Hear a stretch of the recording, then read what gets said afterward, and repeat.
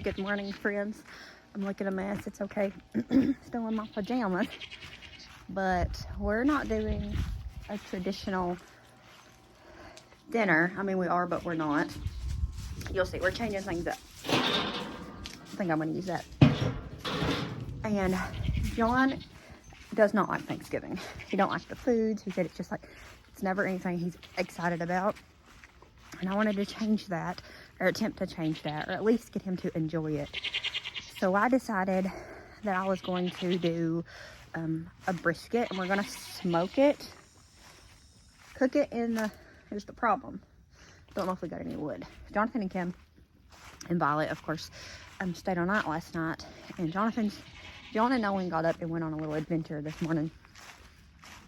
And Jonathan's asleep in the basement. I might have to wake him up. But anyways, we're going to attempt to smoke a brisket. I'm just going to put it on the smoker and let it smoke just for a little while. I'm not good at stuff like that, and John's gone. And we was talking about it yesterday, and you know, I was telling him one of my plans was for dinner, and he said, yeah, that would be better, especially if I don't have to cook it. I think mainly because he had like ambitions of going to on an adventure this morning with Nolan. So it smells good out here. It smells slightly like firewood. Our neighbor over there has a wood stove, and sometimes when I come outside, it just brings back all the feelings of childhood. My grandma, she had a wood stove, and so you always smelled it. And sometimes he uses coal, and they used coal quite often. And even though I don't like the smell of coal necessarily, it just brings back memories.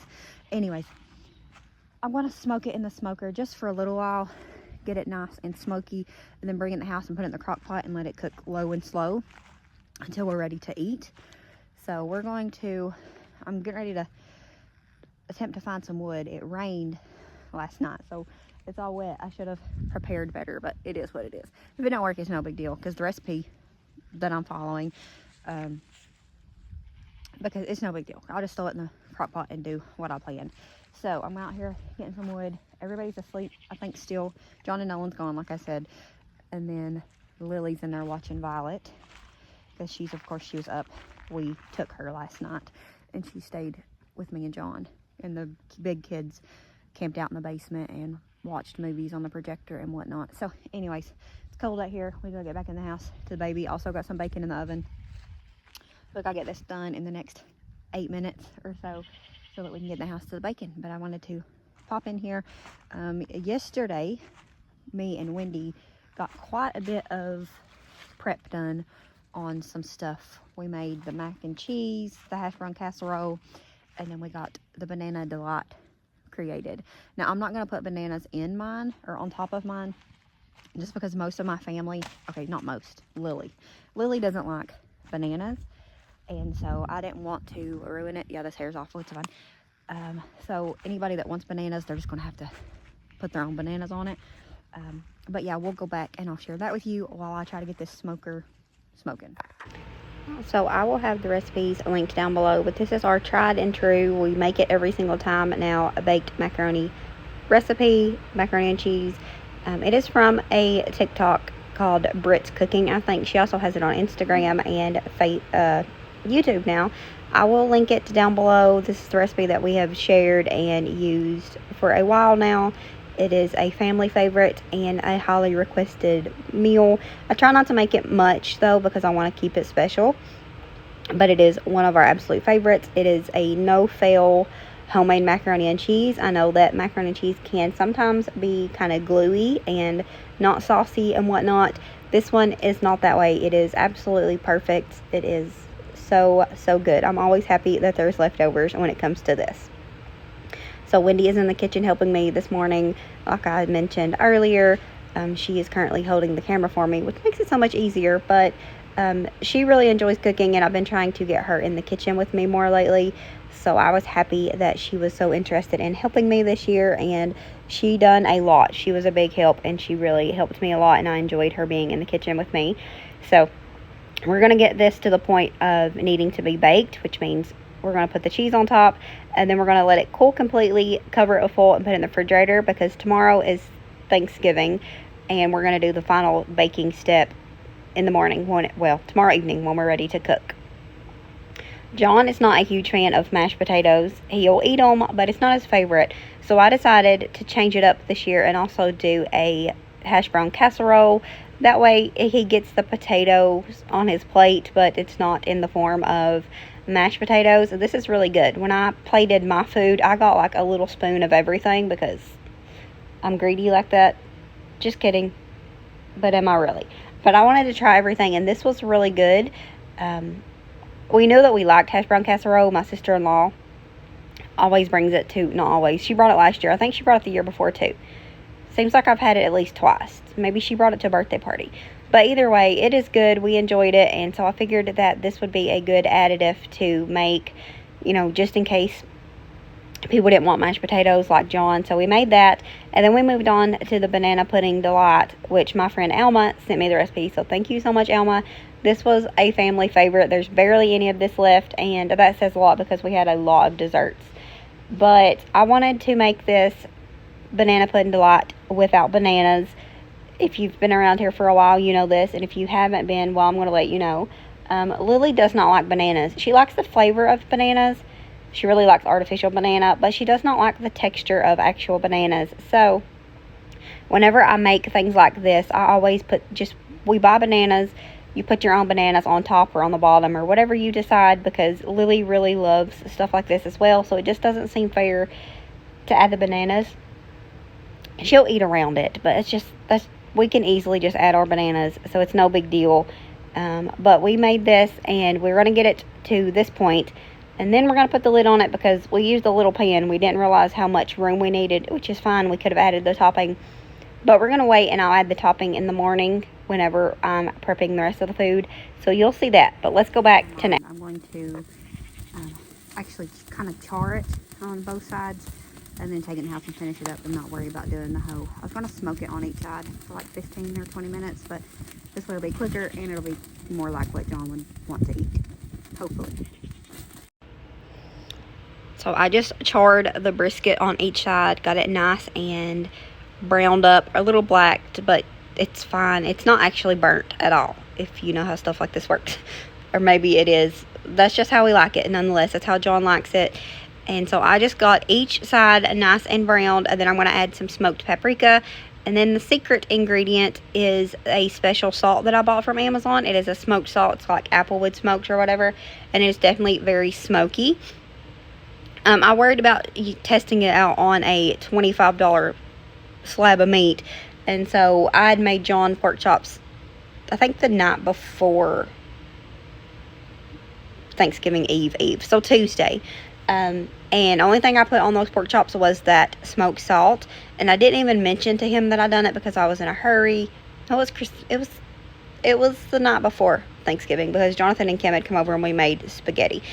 Anyways, only thing I put on it was that smoked salt, and when he was eating it, he said, "This is some really good pork chops." So, he really liked it. I was worried about using a tester ingredient on, like I said, a $25 piece of meat and it ruining it. So I used it the night before. He approved. So the only thing on this is Worcestershire W sauce, and then this sea salt with smoking. I'm not even sure. It's like smoked sea salt. Anyways, and some smoked paprika. And then I'm going to tightly close it up in foil paper. I think ended up being 3 pieces, just because I wanted it to stay nice and sealed. It helps the meat stay tender, from what I've read anyways. So we're just going to seal this up nicely and then put it in the crock pot and cook it on high for 5 to 6 hours, because I got a little late start because I didn't want to be out there running around in the dark trying to find stuff to start a fire. So it's fine. It all worked out perfect. It got done exactly whenever we was ready to eat, like at 2:15, 2:30 or whatever. So it worked out perfect. And then I am all about making things as simple as possible. So I bought this a couple of years ago, and it has came in very handy when it comes to holiday cooking and whatnot. I went ahead and just rinsed them all off because I haven't used it since probably Christmas. And then we're going to put the ham in the middle because our ham it's a small one. I bought the ham because me and Wendy are not big fans of the meat that we had. We had brisket and Jonathan made ribs. Wendy ended up liking the ribs though, so she ate some of those. I wasn't a fan. They tasted good, but that's not my style of meat. So I went for the ham. The ham is my favorite anyways. I do like turkey though. Turkey breast. Anyways, we didn't do turkey this year. So I went ahead and just put this ham in the middle. I had to kind of break it up. It's pre-sliced. It's the one that we prefer anyways. And going to put it here in the crock pot. I end up flipping it back over and just squishing it down to kind of separate it. We're going to make this sauce now to go into it. It is just a half a stick of butter, so 1/4 of a cup of butter, 1/4 of a cup of brown sugar, and 1/4 of a cup of pineapple juice. Wendy really likes sweet ham, so since John wasn't going to be eating it as his main dish this year, I went all in and made her a sweet glaze to go on it. It definitely makes it better.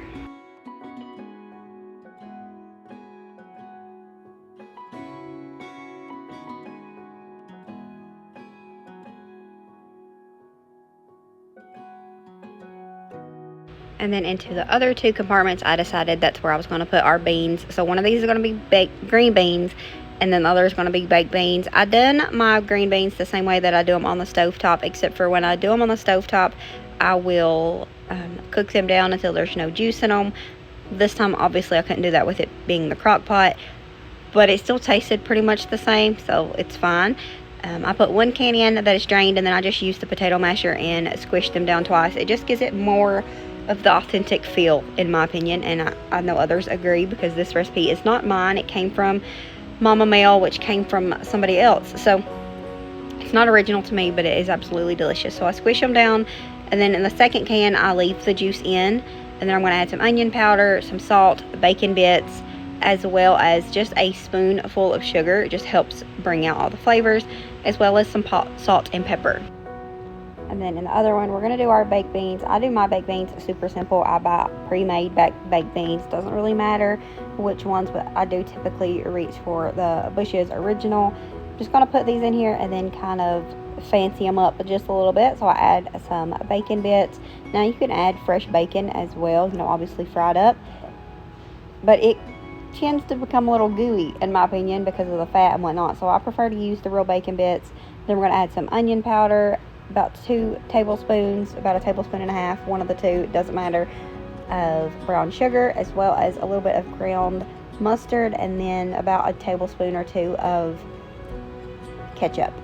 And then we're just going to mix it together, and then it's pretty much done. It's just got to heat through because we already used baked beans. We just kind of fancied them up just a little bit. It is very rare that anybody would say that there's too much bacon. I'm not like the biggest bacon fan, but I do like bacon. My family, they really like bacon, so I decided to go back in and add some more bacon to these just to appease the family, and it does make it have a better flavor.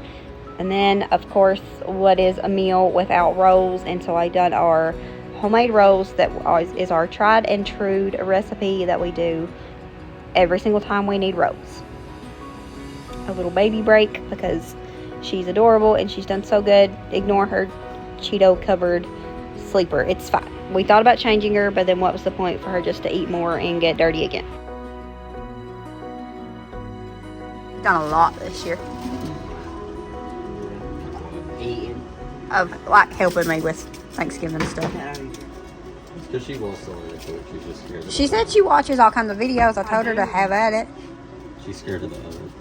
Well, I'll put it in. I'm scared of making something that tastes like garbage.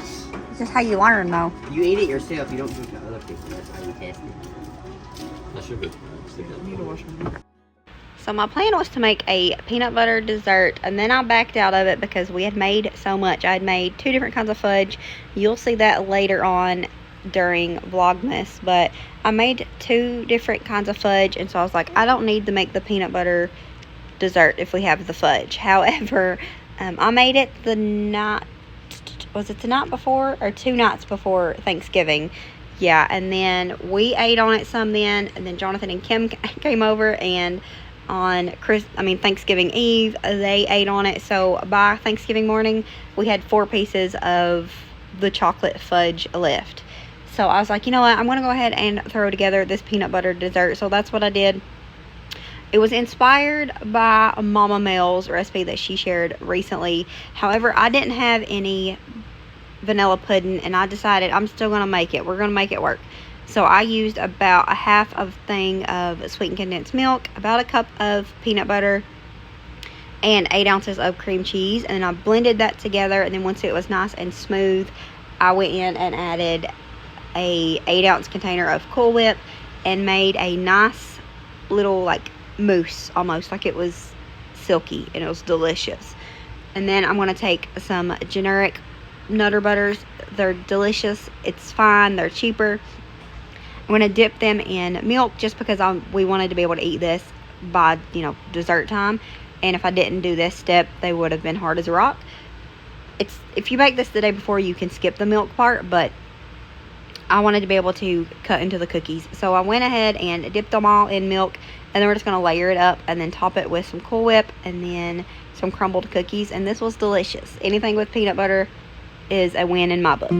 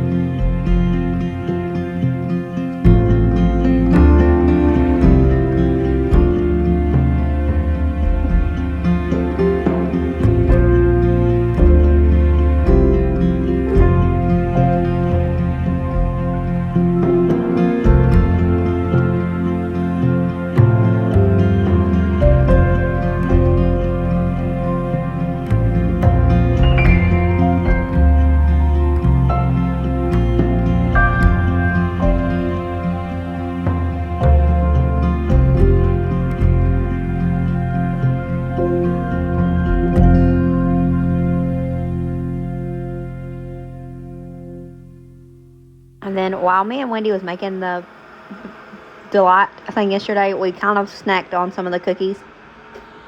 So we kind of didn't have enough, but it's fine. I just decided, we had a pack of graham crackers in the cabinet from when the kids had done a camp out in the backyard. I just crumbled them up and put them on top. It worked just as good, and I didn't have to buy another box of cookies just to throw some on top. So I'm just crumbling up some of these to cover it up, and then me and Kim are going to get the meat cut up and prepped and get everything set out, and we'll be ready to eat.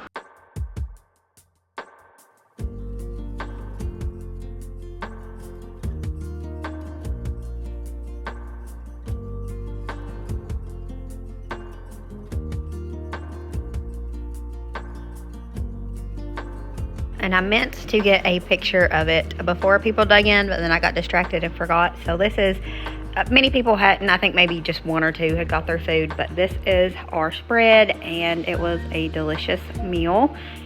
There's a sneak peek of my plate that I shared with Violet, and then this was the desserts, and the freezer pies came out delicious. I was actually really surprised at how good they was, especially the apple, because I'm not usually an apple person, but it was good. Thank you guys for watching. I hope that you had a very blessed Thanksgiving. Thank you so much for the support and being part of our family, and we will see you next time. As always, remember to show grace, be content, and live blessed. Bye, friends.